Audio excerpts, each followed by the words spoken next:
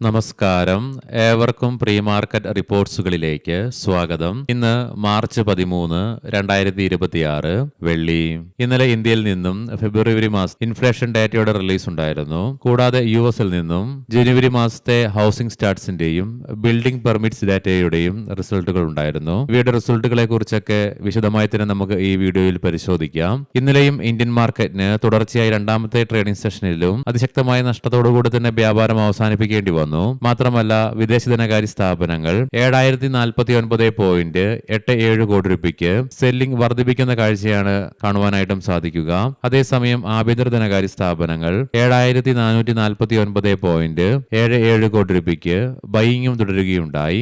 ഇന്നത്തെ നമ്മുടെ മാർക്കറ്റിലേക്ക് സ്പെസിഫിക് ആയിട്ട് വന്നു കഴിയുമ്പോൾ അനലിസ്റ്റുകളുടെയും എക്സ്പെർട്ടുകളുടെയും അഭിപ്രായങ്ങൾ പ്രകാരം 23,500 എന്ന ലെവൽ നിഫ്റ്റിയെ സംബന്ധിച്ചിടത്തോളം ഡൗൺ സൈഡിലേക്ക് സൈക്കോളജിക്കൽ മാത്രമല്ല ക്രൂഷ്യൽ തന്നെയാണ്. ആയതിനാൽ തന്നെ നിഫ്റ്റി ഇന്ന് ഈ ലെവൽ അതിശക്തമായി ബ്രേക്ക് ചെയ്യുകയാണെങ്കിൽ തുടർന്ന് ഒരു പക്ഷേ 23,000 എന്ന അടുത്ത സൈക്കോളജിക്കൽ ലെവലിലേക്കുള്ള നിഫ്റ്റിയുടെ പ്രയാണം തള്ളിക്കളയാനാവുകയുമില്ല.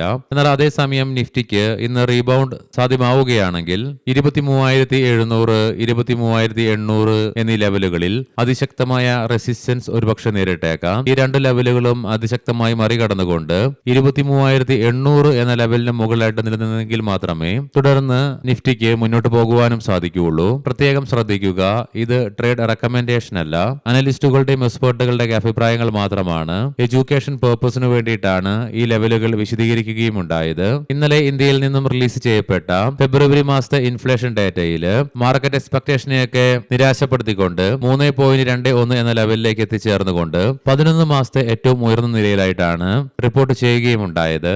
ഇതിന്റെ ഒരു പ്രതിഫലനം ഇന്ന് മാർക്കറ്റിൽ ഒരു പക്ഷേ വ്യക്തമാവുകയും ചെയ്യും. അതേസമയം യുഎസിൽ നിന്നും റിലീസ് ചെയ്യപ്പെട്ട ജനുവരി മാസത്തെ ഹൗസിംഗ് സ്റ്റാർട്ട്സ് ഡാറ്റ 1.34 മില്യൺ എന്ന മാർക്കറ്റ് എക്സ്പെക്ടേഷനെയൊക്കെ മറികടന്നുകൊണ്ട് 1.487 മില്യൺ ആയിട്ടാണ് റിപ്പോർട്ട് ചെയ്യുകയും ഉണ്ടായത്. ബെറ്റർ ആയിട്ടുള്ള ഡാറ്റ തന്നെയാണ് റിലീസ് ചെയ്യപ്പെട്ടതും. എന്നാൽ അതേസമയം തന്നെ റിലീസ് ചെയ്യപ്പെട്ട ജനുവരി മാസത്തെ ബിൽഡിംഗ് പെർമിറ്റ്സ് ഡാറ്റയിൽ മാർക്കറ്റിനെ നിരാശപ്പെടുത്തിക്കൊണ്ട് ബിൽഡിംഗ് പെർമിറ്റ്സിൽ ഇടിവാണ് രേഖപ്പെടുത്തുകയും ഉണ്ടായത്. ഇന്ന് ഒത്തിരിയേറെ പ്രധാനപ്പെട്ട ഗ്ലോബൽ ഇവന്റുകളാൽ നിറഞ്ഞ ഒരു ദിനം തന്നെയാണ്.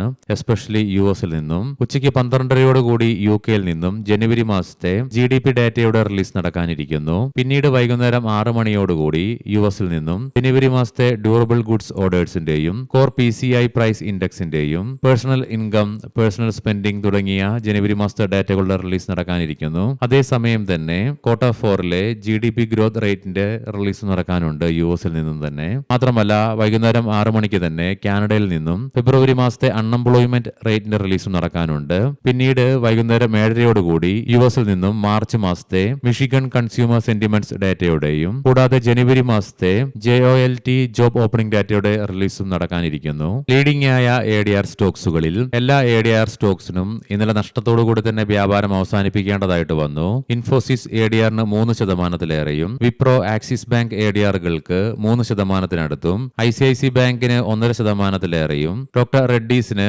1.25%-ലേറെയും, അതേസമയം HDFC ബാങ്കിന് 0.5%-ലേറെയും നഷ്ടത്തോടുകൂടി തന്നെയാണ് വ്യാപാരം അവസാനിപ്പിച്ചതും. ഗ്ലോബൽ മാർക്കറ്റുകൾ പരിശോധിക്കാം. ഇന്നലെ യുഎസ് മാർക്കറ്റിൽ S&P 500-ന് 1.5%-ന്റെയും നാസ്ഡാക്കിന് 1.25%-ലേറെയും നഷ്ടത്തോടുകൂടി തന്നെ വ്യാപാരം അവസാനിപ്പിക്കേണ്ടി വന്നു. എങ്കിൽ നിലവിൽ വ്യാപാരം നടത്തിക്കൊണ്ടിരിക്കുന്ന യുഎസിലെ ഡോ ജോൺസ് ഫ്യൂച്ചർ 0.5%-ന്റെ അഥവാ 241 പോയിന്റുകളുടെ നേട്ടത്തിലാണ് വ്യാപാരം നടത്തിക്കൊണ്ടിരിക്കുന്നതും. യൂറോപ്യൻ മാർക്കറ്റ്സിൽ UK മാർക്കറ്റിന് 0.5%-നടുത്തും ജർമ്മൻ മാർക്കറ്റിന് 0.5%-നടുത്തും നഷ്ടത്തോടുകൂടി വ്യാപാരം അവസാനിപ്പിക്കേണ്ടി വന്നപ്പോൾ ഫ്രാൻസ് മാർക്കറ്റിന് 0.25%-നടുത്തും ഇടിവ് നേരിടേണ്ടതായിട്ടും വന്നു. നിഫ്റ്റിയുടെ ഇൻഡിക്കേഷൻ പ്രകാരം ഗ്യാപ് ഡൗൺ ഓപ്പണിംഗ് ആണ് ഇന്ന് നമ്മുടെ മാർക്കറ്റിൽ എക്സ്പെക്ട് ചെയ്യുവാനായിട്ട് സാധിക്കുക.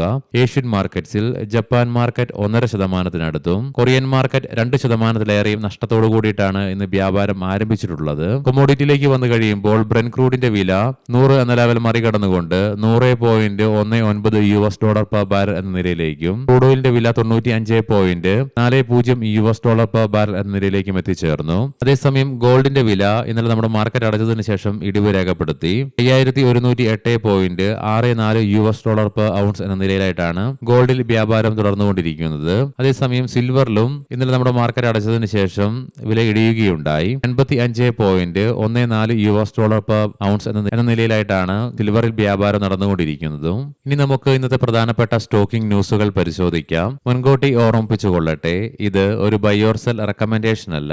യെസ് ബാങ്കിന്റെ MD-യും CEO-യുമായി ശ്രീ വിനയൻ ടോൺസെ ഏപ്രിൽ 6 ചുമതലയേൽക്കും. Reliance home finance, RHFL, RCFL തുടങ്ങിയ കേസുകളുമായി ബന്ധപ്പെട്ട് 581.65 കോടി രൂപയുടെ വസ്തുവകകൾ ED അറ്റാച്ച് ചെയ്തു.